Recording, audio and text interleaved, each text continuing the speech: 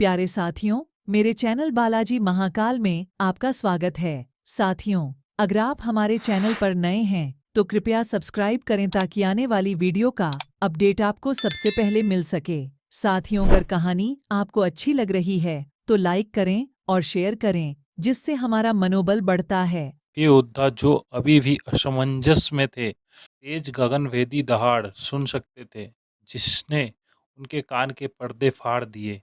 और फिर भी सभी ने तुरंत ध्वनि के स्रोत की ओर देखा। एक लंबी तलवार को खून के लाल ब्लड के साथ हिंसक टकराव में देखा जा सकता है, जिससे पूरा क्षेत्र कंपन हो जाता है।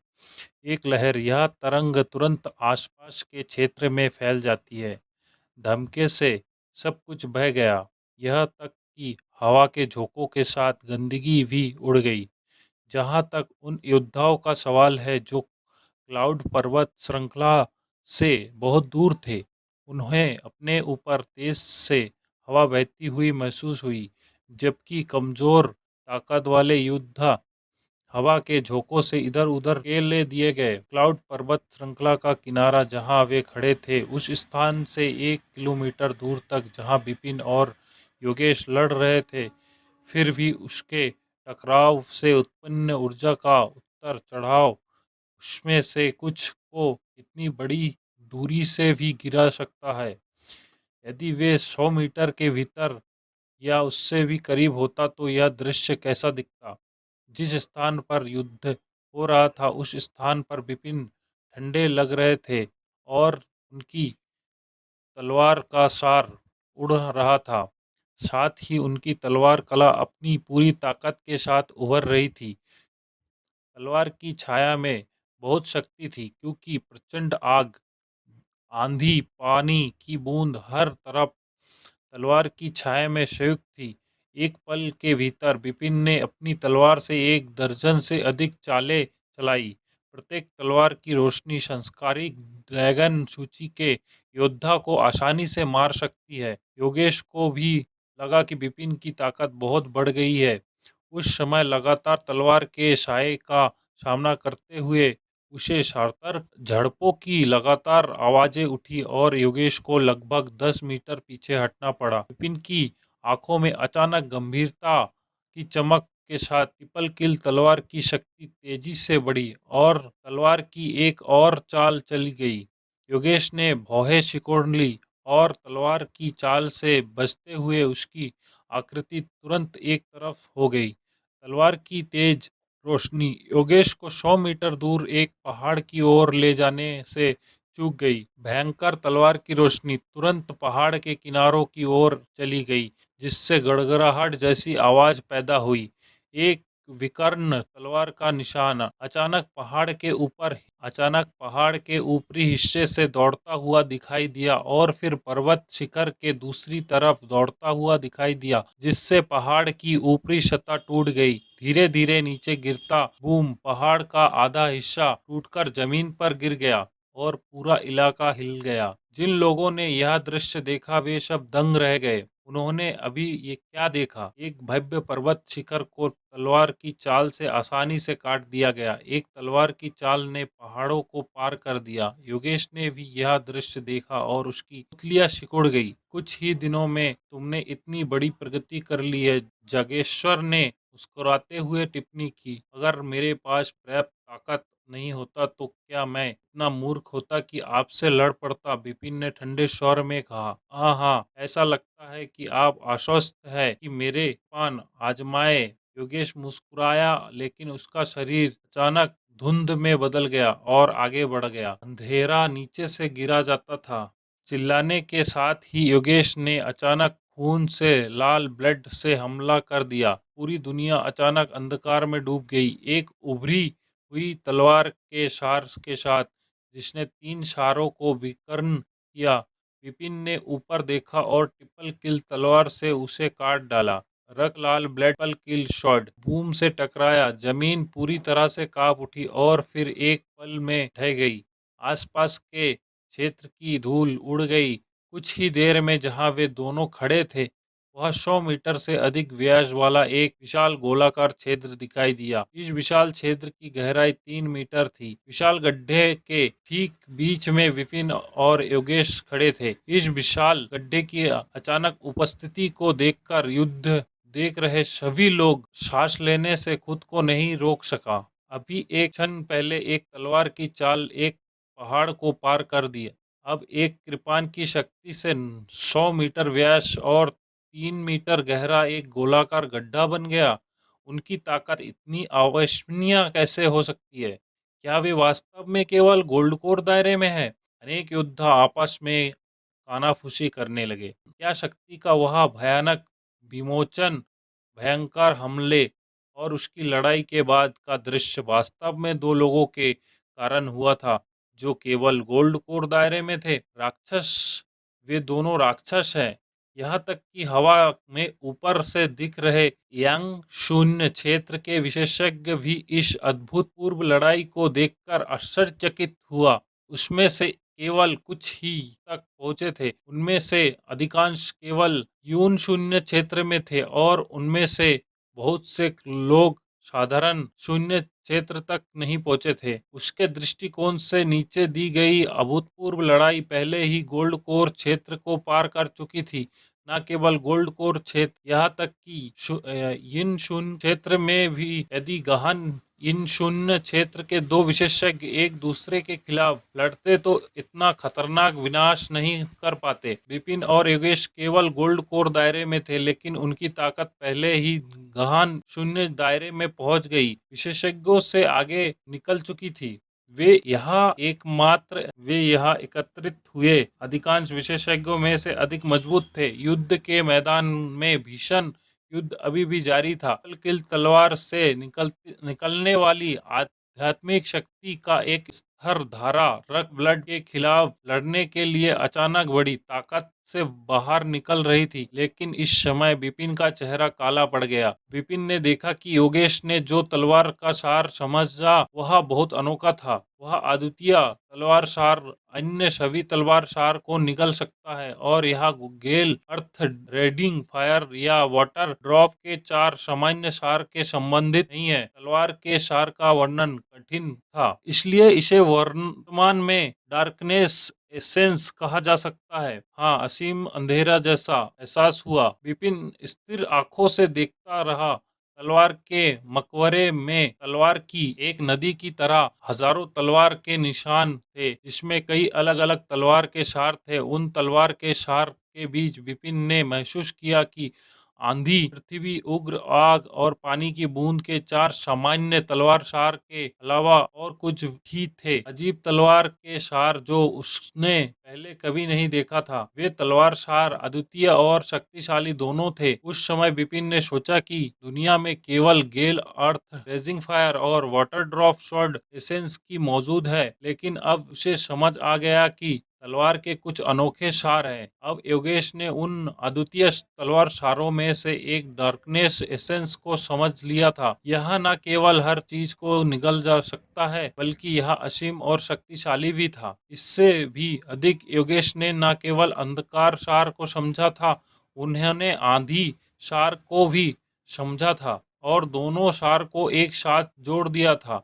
उन्होंने गेल एसेंस और डार्कनेस एसेंस को उन दोनों एसेंस में से उच्च स्तर की समझ के साथ संयोजित किया था। इसमें कोई आश्चर्य की बात नहीं है, वह इतना मजबूत था। विपिन हैरान था। अब जाकर उसे आखिरकार समझ में आया कि योगेश इतना भयानक क्यों था।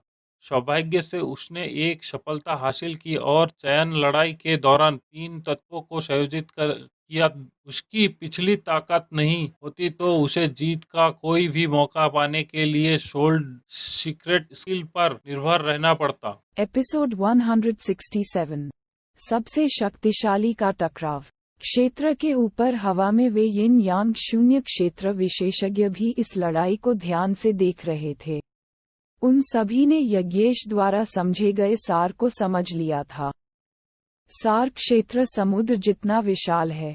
पृथ्वी, अग्नि, जल और पवन सबसे सामान्य सार थे।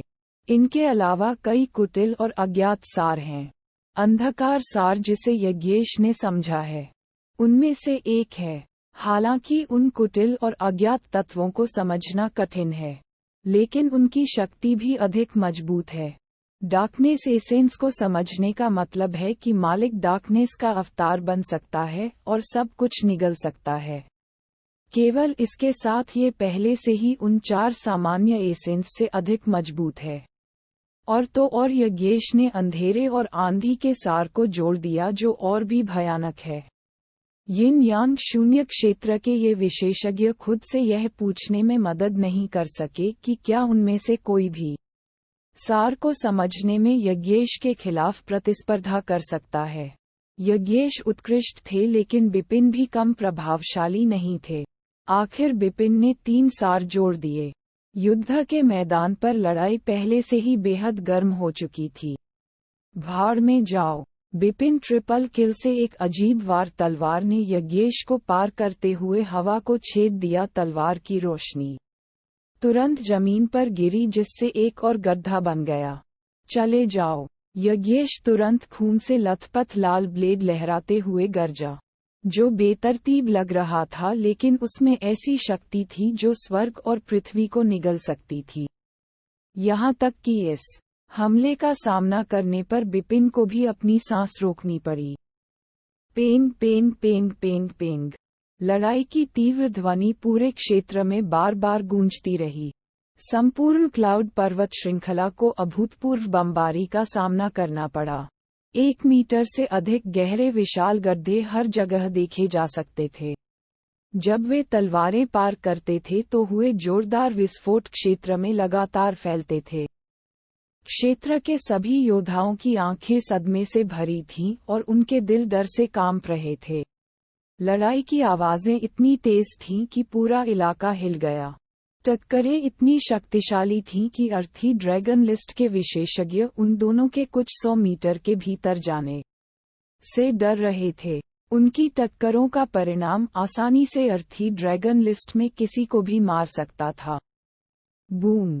एक और भयंकर गर्जना सुनाई दी। उस क्षण मानो क्षेत्र पर ग्रहण लग गया हो। फिर आखिरकार ये 2 क्रूर शख्सियतें, जो पहले ही 1/4 घंटे से अधिक समय तक लड़ चुकी थीं, अलग हो गईं। फिर हवा में अशांति और जमीन का कंपन धीरे धीरे शांत होने लगा। अनगिनत निगाहें अभी भी इन दोनों पर टिकी हुई थीं, लेकिन शक्तिशाली तलवार का सार और निगलने वाला अंधकार कम होने का कोई संकेत नहीं दिखा रहा था। मुझे क्या आश्चर्य है कि देवभूति के गोल्ड कोर क्षेत्र में कभी कोई मेरे साथ इस तरह नहीं लड़ सका, और आप तो प्रोफाउंड गोल्ड कोर क्षेत्र में हैं। आपकी खेती वास्तव में मेरी तुलना में कमजोर है। यज्ञेश ने बिपिन को क्रूर आंखों से घूरते हुए कहा। कितने अफसोस की बात है, अगर हम आज से 1 या 2 साल बाद मिलते, जब आपकी खेती असाधारण स्वर्ण कोर दायरे तक पहुंच गई होती, तो मैं आपसे मुकाबला नहीं कर पाता। लेकिन अब जब हालात बदल गए हैं तो आपके लिए एकमात्र विकल्प मेरे हाथों मरना है। सचमुच, बिपिन ने व्यंग्य किया। यह निश्चित नहीं है कि कौन मरेगा।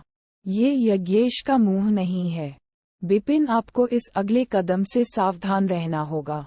जब से मैंने इस चाकू की तकनीक सीखना शुरू किया है, तब से मैं पहली बार इस चाल का उपयोग कर रहा हूँ। यहाँ तक कि 3 साल पहले भी जब मैं बबन और चादुरियन के साथ लड़ रहा था तो मैंने इसका उपयोग नहीं किया था, लेकिन अब आप इसे देखने के लिए योग्य हैं। अर्थ स्प्लिटर इस चाल का नाम है। यज्ञेश की आवाज के बाद उसके हाथ में रक्त लाल ब्लेड धीरे धीरे ऊपर उठाया गया। उसी क्षण एक भयानक अंधेरा फिर से फैल गया, क्योंकि वह रक्त लाल ब्लेड उसके सिर के ऊपर उठाया गया था। अचानक अंधेरा छा गया और सारे आकाश की रोशनी गायब हो गई, जबकि अनंत अंधेरे में केवल एक लाल रंग की रोशनी चमक रही थी। ये लाल रंग का प्रकाश यज्ञेश का रक्त लाल ब्लेड था। इस रक्त लाल ब्लेड में एक चौंकाने वाली और भयानक शक्ति एकत्रित हो गई। क्लाउड पर्वत श्रृंखला के बाहर अनगिनत योद्धा इस शक्ति को महसूस करते ही चिंतित हो गए। यहाँ तक कि ऊपर हवा में यिन यांग शून्य क्षेत्र के विशेषज्ञों को भी डर कांपना महसूस हुआ। उन्हें लगा कि यज्ञेश जो ये कदम उठाने वाला था, वह उन्हें भी आसानी से मार सकता है। ये शक्ति, डरावना, गंभीर चेहरे के साथ कंधे से कंधा मिलाकर खड़े ज़ेवियर और रोशनी को इस भयानक शक्ति का एहसास हुआ। रोशनी की आंखें चिंता से भरी थीं। जब ये भयावह शक्ति लक्ष्य के रूप में उत्तेजित हो रही थी तो बिपिन को अपनी ओर एक अभूतपूर्व दबाव बढ़ता हुआ महसूस हुआ। इस दबाव के तहत घबराने के बजाय वह बेवजह उत्साहित लग रहा था। उसकी आंखों में एक विशाल युद्ध का इरादा भड़क उठा। इस क्षण उसके दिमाग में अदृश्य तलवार आत्मा तूफानी रूप से कांप उठी और शक्तिशाली तलवार सार की एक श्रृंखला इस दुनिया में सभी जीवित प्राणियों को चौंका देने वाली हो गई। जैसे ही बिपिन ने अपनी ट्रिपल किल तलवार को अपने सिर के ऊपर रखा, वह एक प्राचीन अद्वितीय तलवार मास्टर की तरह लग रहा था। इस तलवार सार ने सभी जीवित चीजों को दबा दिया। केवल आदर्शवाद, केवल एकांतवाद। मैं इस दुनिया का राजा हूँ। मैंने अभी अभी निस्वार्थ तलवार तकनीक की दूसरी चाल समझी है। आइए मैं आप पर इसकी शक्ति का परीक्षण करता हूँ। बिपिन की आंखों में एक चमकती हुई रोशनी चमक उठी। तलवार जो पहले से ही पर्याप्त शक्ति इकट्ठा कर चुकी थी, बिना किसी चेतावनी के उग्र रूप से काट दी गई। इस बीच अंधेरे में एकमात्र प्रकाश रक्त लाल ब्लेड को भी तुरंत काट दिया गया। तुरंत दो विशाल और भयावह ताकतें जो प्रोफाउंड गोल्ड कोर दायरे में रहने वालों को आसानी से मार सकती थीं, हवा में आपस में टकरा गईं। ऐसा लगा मानो दो तारों के बीच टक्कर हो गई हो। अचानक पूरी दुनिया जोर जोर से हिलने लगी। गड़गड़ाहट की आवाज के साथ क्लाउड पर्वत श्रृंखला के 10 से अधिक पहाड़ों पर भूस्खलन हुआ और क्षेत्र में टनों मलबा भर गया। उस स्थान पर जहां सेनाएं टकराई थीं, ऊर्जा ने एक महत्वपूर्ण ब्लास्ट वेव बनाई जो स्पष्ट गति से सभी दिशाओं में फैल गई और क्लाउड पर्वत श्रृंखला की सीमा तक फैल गई। अरे नहीं, क्लाउड पर्वत श्रृंखला की सीमा पर असंख्य योद्धाओं ने तब अपना चेहरा बदल लिया जब उन्होंने भयानक शक्ति से युक्त भयानक ब्लास्ट वेव को देखा जो उनकी ओर आ रही थी। जल्दी करें, हमें इस ब्लास्ट वेव को रोकना है, रॉयल गार्ड्स के एक कैप्टन ने चिल्लाया तो क्लाउड पर्वत श्रृंखला के बाहरी इलाके में व्यवस्था बनाए रखने वाले दर्जनों रॉयल गार्ड्स ने तुरंत कार्रवाई की। हालांकि ये रॉयल गार्ड केवल असाधारण गोल्ड कोर दायरे में थे, लेकिन उनमें एक दूसरे के साथ एक मौन समझ थी। यदि उनमें से दर्जनों ने एक साथ काम किया तो प्रारंभिक यीन शून्य दायरे से एक आम हमले को आसानी से रोका जा सकता था। लेकिन नतीजा ये हुआ, वह भयानक ब्लास्ट वेव बिना किसी प्रतिरोध के एक पल में उन रॉयल गार्ड्स पर हावी हो गई। Puff puff puff puff puff. इस समय दर्जनों रॉयल गार्ड्स ने खून बहाया और तुरंत पीछे हट गए। अंत में इस ब्लास्ट वेव को गोल्डन बख्तरबंद जनरल ने यांग शून्य क्षेत्र में रोक दिया। एपिसोड 168। आपका काम पूरा हो गया। हैरान, लगभग 1 लाख चौंका देने वाले योद्धा क्लाउड पर्वत श्रृंखला के किनारे एकत्र हुए थे। टक्कर से उत्पन्न मात्र लहर ही आसानी से दसियों रॉयल गार्ड्स को बहा ले जा सकती थी। इसका क्या मतलब था? क्लाउड पर्वत श्रृंखला में जब दो जबरदस्त हमले एक दूसरे से टकराए, तो आमने सामने की टक्कर में शामिल दो लोगों पर तुरंत बड़ा प्रभाव पड़ा, लेकिन वे तुरंत पीछे हट गए। Bang bang bang bang. Bipin की आकृति अद्भुत गति से उल्का की तरह हवा में उड़ी और लगातार 4 बार जमीन से टकराते हुए गिरी। हर बार जब वह जमीन से टकराता था तो वह टूट जाती थी, लेकिन उसकी आकृति अभी भी पागलों की तरह चोट कर रही थी। अंत में वह एक पहाड़ के किनारे से जोर से टकराया, जो उसकी मूल स्थिति से सैकड़ों मीटर दूर था। टकराना। पहाड़ अचानक हिल गया जिससे एक छोटा सा भूस्खलन हुआ। बिपिन पहाड़ में धंसा हुआ था और खून की मोटी धार तेजी से बाहर निकल रही थी। दूसरी तरफ यज्ञेश को भी चोट लगी। वह भी बजरी के कारण जमीन पर फिसलकर सैकड़ों मीटर पीछे गिर गया।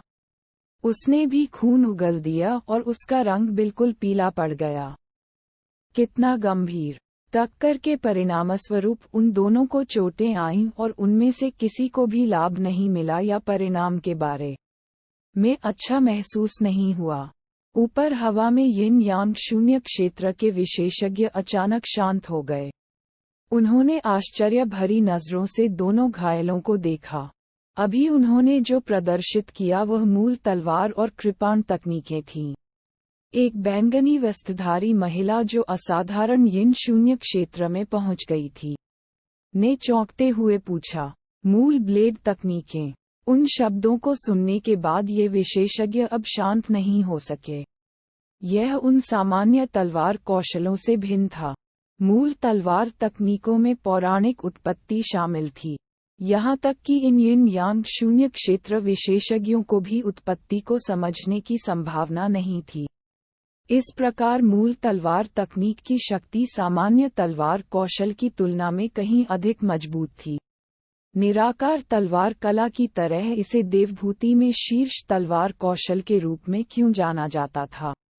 क्योंकि देवभूति में निराकार तलवार कला ही एकमात्र मूल तलवार तकनीक थी। यह सामान्य ज्ञान था कि निराकार तलवार कला में 9 चालें होती थीं। वास्तव में जिन लोगों ने निराकार तलवार कला का इतिहास सीखा था वे जानते थे कि इसमें 10 चालें थीं। 10वीं चाल सबसे मजबूत और सबसे भयानक थी क्योंकि इसमें उत्पत्ति शामिल थी।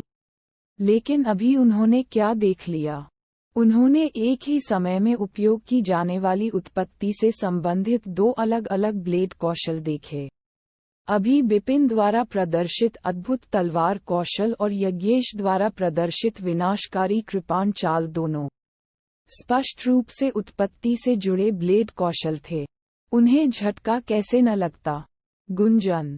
इन विशेषज्ञों के बीच में बैठे दिवेश अचानक बुदबुदाए और फिर तुरंत उनकी ओर देखने लगे। इन 2 छोटे लोगों को फिर से प्रतिस्पर्धा करनी चाहिए। बिल्कुल। दोबारा। बिपिन का लड़ाई का इरादा बिल्कुल भी कमजोर नहीं हुआ और यज्ञेश की जबरदस्त आभा बिल्कुल भी कमजोर नहीं हुई। हालांकि टक्कर में उन्हें गंभीर चोटें आईं, फिर भी वे लड़ना जारी रखने में सफल रहे। उस समय वे फिर खड़े हो गए और धीरे धीरे एक दूसरे की ओर चले। वे एक दूसरे से 100 मीटर की दूरी पर रुक रुक कर चलते रहे। फिर से लड़ने की तैयारी करते समय उन्होंने कुछ नहीं कहा और बस एक दूसरे की तरफ देखते रहे। इस बिंदु पर यज्ञेश चौंक गया और उसने बिपिन से निपटने को अधिक महत्व दिया। उसने यह उम्मीद नहीं की थी कि अपनी सबसे मजबूत चाल का उपयोग करने के बाद उसे और बिपिन दोनों को बहुत अधिक चोटें आएंगी। चलो, बिपिन धीमी आवाज में गुर्राया और आगे बढ़ गया। उन्हें ये स्वीकार करना पड़ा कि यज्ञेश की शक्ति निश्चय ही प्रचंड थी। यज्ञेश असाधारण प्रतिभा के साथ साथ अद्वितीय विशेषज्ञ भी थे। हालांकि यज्ञेश ब्लड फेदर टावर से आया था जिसके साथ उसका खून का झगड़ा था। ऐसे में उनके लिए यज्ञेश के साथ समझौते की कोई गुंजाइश नहीं थी। एक जीवित रहेगा, एक मरेगा। बूम! जैसे ही उन्होंने हमला किया, एक पल में फिर से भयानक दहाड़ सुनाई दी। तलवार की परछाइयां एक के बाद एक आगे बढ़ती गईं और प्रत्येक ब्लेड की चमक सब कुछ निगल रही थी जो दोनों एक आदर्श तरीके से प्रदर्शित हो रहे थे। हिंसक, उन्मत्त और भयंकर युद्ध ने देखने वाले सभी लोगों को चौंका दिया। क्या वे अब भी लड़ रहे हैं? वे इस तरह कैसे लड़ते रह सकते हैं? ये दोनों ही पागलपूर्ण पागल राक्षस हैं। वे अनेक चकित नेत्रों से देखते हुए अगले आधे घंटे तक लड़ते रहे। थोड़ी देर तक लड़ने के बाद बिपिन और यज्ञेश फिर से अलग हो गए। इस समय यज्ञेश के चेहरे से शांति और आत्मविश्वास पहले ही गायब हो चुका था। उसकी आंखों से तिरस्कार भी गायब हो गया था और उसके पास केवल डर, जिज्ञासा और उलझन रह गई थी। अब उसका पूरा शरीर पसीने से लथपथ हो गया था और यहाँ तक कि उसके हाथ भी हल्के हल्के कांप रहे थे। उसकी प्रचंड आभा बहुत कमजोर हो गई थी। ये कैसे संभव है? ये कैसे हो सकता है? यज्ञेश ने बिपिन को घूर कर देखा। उनके सामने खड़े बिपिन भी थके हुए लग रहे थे, लेकिन यज्ञेश की तुलना में बिपिन स्पष्ट रूप से अधिक ऊर्जावान थे, फिर भी एक जोरदार तलवार का सार बिखेर रहे थे। तो क्या आप उत्सुक और हैरान महसूस कर रहे हैं कि इतनी लंबी लड़ाई के बाद भी मैं इतना ऊर्जावान क्यों हूँ? बिपिन ने अपने माथे से पसीना पोंछते हुए और ठंडे भाव से यज्ञेश की ओर देखते हुए कहा। यज्ञेश के चेहरे पर काला बादल छा गया। वह बिल्कुल यही पूछना चाहता था। उनके बीच लंबे समय तक चले युद्ध में उनकी शारीरिक शक्ति के साथ साथ उनकी आध्यात्मिक शक्ति भी भारी मात्रा में नष्ट हो गई, लेकिन वह गोल्ड कोर दायरे के शिखर पर पहुंच गया था और उसने एक विशेष और असाधारण साधना पद्धति अपनाई, जिससे उसकी आध्यात्मिक शक्ति गोल्ड कोर दायरे के अन्य योद्धाओं की तुलना में दोगुनी मजबूत हो गई। यही कारण है कि वह बिपिन के साथ इतनी भयंकर लड़ाई जारी रखने को तैयार था। उसका मानना था कि लड़ाई को लंबे समय तक बढ़ाकर वह बिपिन को अपनी आध्यात्मिक शक्ति खर्च करने के लिए मजबूर कर सकता है और फिर उसे मार सकता है। परंतु इसका परिणाम क्या हुआ? युद्ध की लंबी अवधि में यज्ञेश ने अपनी आध्यात्मिक शक्ति का 80% उपभोग कर लिया, जबकि बिपिन अभी भी अच्छी स्थिति में थे। हालांकि उनकी आभा बहुत कमजोर हो गई थी। आप गहन स्वर्ण कोर क्षेत्र में केवल एक योद्धा हैं, आपकी आध्यात्मिक शक्ति इतनी मजबूत कैसे हो सकती है? यज्ञेश धीमी आवाज में गरजे। एक से अधिक लोगों ने मुझसे पूछा है कि बिपिन ने शांति से यज्ञेश की ओर देखा और कहा, उत्तर सरल है, मेरी साधना विधि आपकी कल्पना से भी अधिक भयानक है। यद्यपि मैं गहन स्वर्ण कोर क्षेत्र का एक योद्धा हूँ, मेरे पास आपसे कहीं अधिक मजबूत आध्यात्मिक शक्ति है। एक शिखर स्वर्ण कोर क्षेत्र का योद्धा। अब आपने अपनी आध्यात्मिक शक्ति का कम से कम 80% उपयोग कर लिया है, लेकिन मैंने 30% से अधिक का उपयोग नहीं किया है। आपकी शक्ति जल्द ही समाप्त हो जाएगी, इसलिए आप बर्बाद हो गए हैं।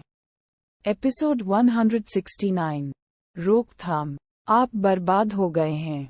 यह एक साधारण बयान था, लेकिन ऐसा लग रहा था जैसे यज्ञेश को मौत की सजा सुनाई जा रही हो। आप मुझे मारना चाहते हैं, यज्ञेश ने व्यंग किया और जारी रखा। मैं मानता हूं कि मैं हार गया हूं, लेकिन अगर मैं चाहूं तो मुझे भागने से कौन रोक सकता है? अपनी बात पूरी करके यज्ञेश उछल पड़ा और मेघ पर्वत श्रृंखला की सीमा की ओर सरकने ही वाला था। वह भाग रहा है। यज्ञेश भाग रहा है।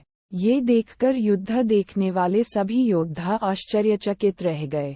यज्ञेश के सार्वजनिक रूप से भागने का मतलब था कि वह ये लड़ाई हार गया। वह कई वर्षों तक अर्थी ड्रैगन सूची में प्रथम स्थान पर था, जिसे अजेयता का मिथक कहा जा सकता था, लेकिन अब इसे बिपिन ने तोड़ दिया है। भागते हुए बिपिन ने व्यंग्य किया, आपको लगता है कि शुरू करने से पहले मुझे इसकी उम्मीद नहीं थी। आप सही कह रहे हैं। अगर आप भागना चाहते हैं तो मैं अपनी ताकत से आपको रोक नहीं सकता, लेकिन एक व्यक्ति है जो ऐसा कर सकता है। चौथी बहन, बिपिन ने धीमी आवाज में चिल्लाया और तभी एक बदहवास लड़की तुरंत यज्ञेश के सामने आ गई। उसके कई लोग पहले से ही जानते थे कि वह रोशनी है। इस चयन लड़ाई में ऐसे कई विशेषज्ञ थे जो कभी भी सांसारिक ड्रैगन सूची में नहीं थे, जो अचानक प्रकट हुए और आश्चर्यजनक ताकत का प्रदर्शन किया। जैसे जेवियर। चयन की लड़ाई में उत्कृष्ट प्रदर्शन करने वाली एक और खिलाड़ी रोशनी थी। इस समय रोशनी यज्ञेश को भागने से रोक रही थी। तुम्हें लगता है कि तुम मुझे अपने दम पर रोक सकते हो? यज्ञेश ने व्यंग्य किया और फिर अपने खून से लाल ब्लेड को रोशनी की ओर फेंक दिया। भाड़ में जाओ। यज्ञेश शैतान लग रहा था। उसने अभी जो स्लैश दिखाया, उसने पूरी दुनिया को फिर से अंधकार में बना दिया। हालांकि रोशनी अपने चेहरे पर गंभीर भाव लिए यज्ञेश के सामने खड़ी थी। जिस क्षण यज्ञेश ने रक्त लाल ब्लेड से वार किया, उसके शरीर से एक भयानक आभा निकली। शक्ति के स्तर के संबंध में आभा अपने चरम पर यज्ञेश द्वारा छोड़ी गई काली आभा जितनी ऊंची थी। रोशनी की आंखों में अचानक रोशनी चमक उठी। गड़गड़ाहट। एक उभरती हुई एक्वामरीन ऊर्जा एक धार में बदल गई और फिर एक अविश्वसनीय शक्ति के साथ तेजी से आगे बढ़ी। यज्ञेश अपने रक्त लाल ब्लेड के साथ धार की ओर फिसल गया, लेकिन ब्लेड के पास अपने हमले पर ध्यान केंद्रित करने के लिए कोई जगह नहीं थी। धार से टकराने के बजाय यह ऐसा था जैसे रक्त लाल ब्लेड कपास की गेंद को निशाना बना रहा हो। रक्त लाल ब्लेड द्वारा छोड़ी गई शक्ति को नष्ट होने में केवल एक क्षण लगा। हालांकि रोशनी द्वारा सक्रिय की गई धार बिना कोई गति खोए यज्ञेश की ओर बढ़ती रही। ये कैसे संभव है? यज्ञेश ने अपना चेहरा काला कर लिया। यज्ञेश तेज धार से घिरा हुआ था। उसने उसका विरोध करने की पूरी कोशिश की, लेकिन फिर भी वह 10 मीटर पीछे की ओर पीछे हट गया। अगर वह अपनी जान बचाने के लिए भाग रहा हो तो पीछे हटना उसके लिए कोई बड़ी बात नहीं होगी। लेकिन अब इस प्रतिद्वंद्वी ने उसे रोक दिया और उसे पीछे हटने के लिए मजबूर कर दिया। यहाँ पर क्या हो रहा था? बिल्कुल नहीं। वह महिला कौन है? उसने यज्ञेश को पीछे की ओर कैसे धक्का दिया? ये देखकर सभी योद्धा आश्चर्यचकित रह गए। यज्ञेश की शक्ति कितनी भयानक थी। उस भीषण लड़ाई से यह स्पष्ट था कि अर्थी ड्रैगन सूची में शीर्ष 10 में स्थान पाने वाले विशेषज्ञों के लिए यज्ञेश की एक चाल का विरोध करना कठिन होगा, लेकिन रोशनी ने उसके ब्लेड का विरोध किया और उसे पीछे धकेल दिया। ये देख बिपिन के चेहरे पर मुस्कान आ गई। वह बहुत पहले ही समझ गया था कि रोशनी के पास रहस्य और असाधारण साधन है, इसलिए चयन की लड़ाई शुरू होने से पहले उसने रोशनी से पूछा कि क्या वह यज्ञेश को रोकने की क्षमता रखती है। रोशनी ने हाँ में उत्तर दिया। जब तक उसकी युद्ध शक्ति यांग शून्य क्षेत्र तक नहीं पहुंची है, भले ही वह यिन शून्य क्षेत्र के चरम पर हो, मुझे उसे एक पल के लिए रोकने में सक्षम होना चाहिए। बेशक मैं उसे केवल अवरुद्ध कर सकती हूँ। रोशनी का जवाब सुनकर बिपिन थोड़ा हैरान हो गया। उसने तुरंत रोशनी से यज्ञेश को भागने से रोकने में मदद करने के लिए कहा। जब उसने आखिरी दिन उसके साथ लड़ाई की थी, अब रोशनी ने उसकी मदद की। उसने यज्ञेश को भागने से रोका और उसे पीछे धकेल दिया। यज्ञेश पीछे हट गया और फिर बिपिन तुरंत उसकी ओर लपका। यज्ञेश, मैंने कहा तुम बर्बाद हो, तुम यहीं मरोगे। बिपिन की आंखों में हत्या का इरादा उभर रहा था। उसने बिना किसी सहानुभूति के अपनी ट्रिपल किल तलवार से बेलगाम हमला कर दिया। यज्ञेश को सांस लेने का मौका दिए बिना तलवार की परछाइयां लगातार उड़ती रहीं। अंततः यज्ञेश घबराने लगा। वह पागलों की तरह बिपिन के हमलों का विरोध कर रहा था और भागने का रास्ता तलाश रहा था, लेकिन उसे जल्द ही एहसास हुआ कि जिस तृण महिला ने उसे रोका था, उससे निकली धार या ऊर्जा ने उसके आसपास के क्षेत्र को घेर लिया था। इससे कोई फर्क नहीं पड़ता कि उसने भागने के लिए कौन सी दिशा चुनी, उसे उसके द्वारा अवरुद्ध कर दिया जाएगा। मैं बच नहीं सकता। यदि मैं बिपिन से युद्ध करता रहा तो मेरी आध्यात्मिक शक्ति समाप्त हो जाने पर मैं सचमुच मर जाऊंगा। मेरी मदद करो गौरव, कृपया मेरी मदद करो। यज्ञेश ने पागलों की तरह अपना चेहरा घुमाया और दहाड़ा। आवाज तेज थी और काफी दूर तक जाती रही। बकवास। गौरव हवा में एक सिंहासन पर बैठा था। यज्ञेश की दहाड़ सुनकर उसका चेहरा काला पड़ गया और वह भागने के लिए तैयार हो गया। हुश! अचानक उसके सामने 2 आकृतियां प्रकट हुईं। वे ड्रैगन पैलेस के palace masters black and white थे। मिस्टर गौरव, आप क्या करने की कोशिश कर रहे हैं? पैलेस मास्टर व्हाइट ने ठंडी आवाज में मुस्कुराते हुए कहा। गौरव परेशान दिखे और धीमी आवाज में कहा, यज्ञेश ब्लड फेदर टॉवर में शीर्ष जीनियस है और वह टॉवर मास्टर का निजी शिष्य है। वह यहाँ नहीं मर सकता। ओह, तो आप उसे बचाने जा रहे हैं? पैलेस मास्टर व्हाइट ठंडे स्वर में मुस्कुराए। गौरव, क्या आप चयन युद्ध के नियमों का उल्लंघन करने की योजना बना रहे हैं? पैलेस मास्टर ब्लैक ने उसे उदासीनता से देखा और कहा कि यज्ञेश ब्लड फेदर टॉवर में शीर्ष प्रतिभा है। क्या इस लड़ाई में मारे गए अन्य गोल्ड कोर क्षेत्र विशेषज्ञ अपने आप में शीर्ष प्रतिभा नहीं हैं? संप्रदायों। ड्रैगन पैलेस की 10 प्रतिभाओं ने चयन लड़ाई में भाग लिया। अब तक चादुर्यन सहित 5 की मृत्यु हो चुकी है। कबीले के बुजुर्ग इंशान एक और उदाहरण है। मुर्शी के हार्दिक और हनीश दोनों की इस चयन लड़ाई में मृत्यु हो गई। वे सभी शीर्ष प्रतिभाशाली हैं जिन्हें बुरा नहीं लगता। हालांकि कोई भी मदद के लिए आगे नहीं आया, चाहे वह हमारा ड्रैगन पैलेस हो या कबीले के बुजुर्ग इंसान या अन्य संप्रदायों के शीर्ष विशेषज्ञ हों। सभी विशेषज्ञ असंतुष्ट होकर गौरव की ओर देखने लगे। ये सच है कि चयन की लड़ाई में कई विशेषज्ञ मारे गए और उनमें से अधिकांश अपने संप्रदाय के विशिष्ट शिष्य थे। वे अपने शिष्यों की मृत्यु पर दुखी होने के अलावा कुछ नहीं कर सकते थे। आखिरकार वे इतने मजबूत नहीं थे। पूरी लड़ाई के दौरान कोई भी अपने शिष्यों को बचाने के लिए आगे नहीं आया।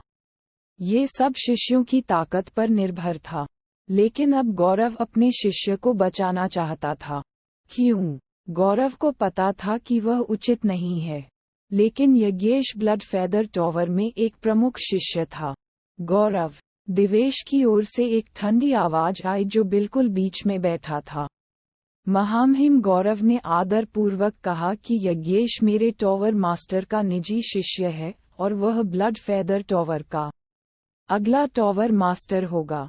ब्लड फेदर टॉवर में उसका पद बहुत महत्वपूर्ण है, इसलिए कृपया मुझे उसे बचाने की अनुमति दें। महामहिम। एपिसोड 170 में तुम्हें अपने साथ ले जा रहा हूँ। ओह, जेवियर ब्लड फेदर टॉवर का अगला टॉवर मास्टर है। फिर ब्लड फेदर टॉवर ने 2 साल पहले बिपिन की हत्या करने का प्रयास क्यों किया, जबकि वे जानते थे कि वह अगला ड्रैगन पैलेस मास्टर होगा? पैलेस मास्टर व्हाइट ने उपहास किया। गौरव दिवेश ने झुकी हुई आंखों से जवाब दिया। चयन लड़ाई के नियम बहुत पहले बनाए गए थे। कोई भी उनकी अवज्ञा नहीं कर सकता या रियायतें प्राप्त नहीं कर सकता। हालांकि जेवियर को ब्लड फेदर टॉवर में एक विशेष दर्जा प्राप्त है। उन्होंने चयन लड़ाई में भाग लेने का फैसला किया और इसके नियमों के अधीन होंगे। सबसे खराब की उम्मीद की है, लेकिन महामहिम गौरव और भी कुछ कहना चाहते थे। ठीक है, दिवेश ने अपना हाथ लहराया और उसे टोक दिया। चलो चयन की लड़ाई फिर से शुरू करें। मैं हस्तक्षेप करने वाले किसी भी व्यक्ति के खिलाफ कार्रवाई करूंगा। ये सुनकर गौरव का चेहरा तुरंत पीला पड़ गया। उन्होंने दिवेश की टिप्पणी स्वीकार की और उदासीन भाव से बैठ गए। वह असहाय महसूस कर रहा था। जेवियर का भाग्य उसके अपने हाथों में है। युद्ध के मैदान में गौरव गौरव। जेवियर कुछ देर तक चिल्लाता रहा। उसे निराशा होने लगी क्योंकि गौरव अभी भी उसे बचाने के लिए सामने नहीं आया था। निराशा, डर। कई साल पहले ब्लड फेदर टावर में रहस्यमयी टावर मास्टर बनने के बाद से उसे ऐसा महसूस नहीं हुआ था। अब जैसे जैसे बिपिन का आक्रमण जारी रहा, ये भावनाएं वापस आ गईं। उनकी आध्यात्मिक शक्ति लगातार 80% और फिर 90% कम होती गई। अंततः जेवियर के पास थोड़ी मात्रा में आध्यात्मिक शक्ति बची थी। जेवियर की आंखें अभूतपूर्व पागलपन से चमक उठीं। मैं तुम्हें अपने साथ नीचे ले जा रहा हूँ। गुस्से से दहाड़ते हुए जेवियर ने अचानक अपना हाथ घुमाया और उसकी हथेली पर एक लाल रंग का अमृत बना दिया। इस अमृत से एक दुर्गंधयुक्त गंध निकली, लेकिन जेवियर ने बिना किसी हिचकिचाहट के इसे निगल लिया। जैसे ही अमृत का सेवन किया गया, जेवियर की मरती सांसें तुरंत पुनर्जीवित हो गईं और उनकी ऊर्जा एक नए शिखर पर पहुंच गई। यह ऊर्जा प्राइमर्डियल गोल्ड कोर के प्रभाव को पूरी तरह से पार कर गई और सामान्य यिन शून्य क्षेत्रों की तुलना में अधिक शक्तिशाली थी। वह स्कारलेट एलिक्सिर। बिपिन ने चेहरा काला करने के लिए कहा। वह निश्चित रूप से स्कारलेट अमृत से अपरिचित नहीं था। जब 3 साल पहले स्वॉर्ड मार्क्विस की हवेली ने उन पर हमला किया था तो स्वॉर्ड पवेलियन के 4 बुजुर्गों ने वही अमृत पीकर उन्हें बचाने के लिए अपनी जान जोखिम में डाल दी थी। स्कारलेट एलिक्सिर ने थोड़े समय में ताकत बढ़ाने के लिए जीवन शक्ति को जला दिया। यह एक ऐसा अमृत था जिसे केवल एक बार ही लिया जा सकता था, क्योंकि अमृत पीने के बाद मृत्यु अवश्यंभावी थी। ये जानते हुए कि वह मर जाएगा और उसके पास खोने के लिए कुछ भी नहीं है, ज़ेवियर बिपिन को अपने साथ ले जाने के लिए स्कारलेट अमृत ले गया। स्कारलेट एलिक्सिर लेने के बाद ज़ेवियर की ताकत चरम स्थिति में उनकी ताकत से कहीं अधिक नई ऊंचाई पर पहुंच गई। भाड़ में जाओ कमीने। ज़ेवियर का चेहरा क्रूरता से विकृत हो गया था। उसने आक्रामक रूप से बिपिन पर अपने खून से लाल ब्लेड से वार किया। यह ज़ेवियर का सबसे मजबूत मूवमेंट अर्थ स्प्लिटर था। यह आंदोलन ओरिजिन सेबर स्किल था जिसे ज़ेवियर ने बिपिन के साथ अपनी पिछली लड़ाई में ताकत का चौंकाने वाला प्रदर्शन करते हुए इस्तेमाल किया था। स्कारलेट एलिक्सिर लेने के बाद योग्यता की बढ़ी हुई ताकत ने उसे कौशल के उपयोग में अविश्वसनीय शक्ति प्रदर्शित करने की अनुमति दी। बकवास। शून्य महल के ऊपर मास्टर ब्लैक एंड व्हाइट के भाव बदल गए। गौरव ने लगभग उम्मीद छोड़ दी थी। अब उसने अपना सिर ऊपर उठाया। आंखें चमक उठीं। अच्छा है, उसे मार डालो, भले ही इसके लिए तुम्हें अपनी जान देनी पड़े। उसे मार डालो। कई शीर्ष विशेषज्ञ भयभीत होकर देख रहे थे। खून के लाल ब्लेड के कटने से ठीक पहले रोशनी ने धीमी आवाज में आवाज दी और बिपिन के सामने एक एक्वामरीन टोरेंट का निर्माण किया। जैसे ही वह खून से लाल ब्लेड एक्वामरीन टोरेंट से टकराया, रक्त लाल ब्लेड द्वारा सक्रिय की गई अपार शक्ति अचानक विस्फोटित हो गई। हालांकि एक्वामरीन टोरेंट शुरू में ब्लेड का विरोध करने में सक्षम था, लेकिन अंततः ब्लेड द्वारा इसे तोड़ दिया गया, जिसने फिर बिपिन की ओर अपना रास्ता जारी रखा। इस क्षण बिपिन के रोम रोम में भय व्याप्त हो गया, लेकिन अगले ही क्षण उन्होंने अपनी आध्यात्मिक शक्ति को अधिकतम स्तर तक सक्रिय कर दिया। उसने विरोध करने के लिए अपनी तलवार उठा ली। टकराना। एक तेज आवाज हुई और बिपिन के शरीर से खून की धार बह निकली और उसके मुंह से खून बहने लगा। जल्द ही उसकी सांसें कमजोर हो गईं। उनकी सांसें कम होने के बावजूद इस हमले से उनकी मृत्यु नहीं हुई। अभी भी जिंदा। ज़ेवियर ने बिपिन को पागल आंखों से देखा। वह आगे बढ़ा और बिपिन पर फिर से अपना ब्लेड मारने की कोशिश की, लेकिन अचानक उसके सामने एक सुनहरी आकृति प्रकट हुई। बूम! आकृति ने बिना किसी हिचकिचाहट के ज़ेवियर को मुक्का मार दिया। मुक्के की ताकत एक पहाड़ को चकनाचूर करने के लिए काफी मजबूत थी। हमले की तीव्रता ने ज़ेवियर के आंतरिक अंगों को नष्ट कर दिया। उसकी सांसें धीरे धीरे खत्म हो गईं। जब ज़ेवियर मर रहा था तो उसकी आंखें अनिच्छा और घृणा से भरी हुई थीं, क्योंकि उसकी नज़र बिपिन पर टिकी हुई थी। अंततः ज़ेवियर का पतन हो गया। ज़ेवियर, जो लगातार अर्थी ड्रैगन सूची में पहले स्थान पर था, गोल्डन कोर के कई योद्धाओं की नज़र में एक मिथक और एक पूर्ण राक्षस की मृत्यु हो गई थी। शांत मेघ पर्वत के किनारे पर लगभग 1 लाख योद्धा एकत्रित थे, लेकिन इस समय वहां पूर्ण शांति थी। ये बहुत तेजी से घटित हुआ। ज़ेवियर की स्कारलेट अमृत लेने की हताशापूर्ण कार्रवाई और उसकी मृत्यु इतनी जल्दी हुई कि योद्धा स्तब्ध रह गए। इसके तुरंत बाद उनका ध्यान उस सुनहरी आकृति पर गया जो प्रकट हुई थी और जिसने ज़ेवियर को मार डाला था। निस्संदेह स्वर्णिम व्यक्तित्व स्वर्ण बख्तरबंद जनरल था, जिसने चयन युद्ध की अध्यक्षता की। गोल्डन बख्तरबंद जनरल को क्लाउड माउंटेन के बाहर तैनात किया गया था। जब ज़ेवियर ने स्कारलेट एलिक्सिर का उत्पादन किया था तो उसने तुरंत प्रतिक्रिया की थी, लेकिन वह केवल ज़ेवियर तक पहुंचने में सक्षम था और बिपिन पर हमला करने के अपने दूसरे प्रयास से ठीक पहले उसे मार डाला था। चयन की लड़ाई शुरू होने से पहले मैंने इस बात पर जोर दिया था कि गोल्डन बख्तरबंद जनरल की आवाज सुरीली थी। उनकी आवाज क्लाउड माउंटेन के माध्यम से गूंजती हुई पहाड़ के ऊपर शून्य में फैल गई और अंततः पीक विशेषज्ञों के कानों तक पहुंच गई। चयन युद्ध में अमृत को छोड़कर सभी युक्तियों का उपयोग किया जा सकता है जो आध्यात्मिक शक्ति की खेती को बढ़ाती हैं या थोड़े समय में ताकत बढ़ा देती हैं। जो कोई भी इस नियम का उल्लंघन करता है उसे मौत की सजा दी जाएगी। ज़ेवियर ने इस नियम का उल्लंघन करते हुए स्कारलेट अमृत निगल लिया, इसलिए उसे मारना पड़ा। ये सुनकर सभी योद्धा अवाक रह गए। ये कहकर अपना दल स्वर्ण बख्तरबंद जनरल बांध गया और बिपिन के सामने उपस्थित हो गया। नवयुवक, क्या तुम ठीक हो? स्वर्णिम बख्तरबंद जनरल ने पूछा। मैं ठीक हूँ, मैं फिलहाल नहीं मरूंगा। बिपिन की आवाज कमजोर थी क्योंकि वह खड़े होने के लिए संघर्ष कर रहा था। उसका पीला चेहरा और खून से सने होंठ उसकी खराब शारीरिक स्थिति को बता रहे थे।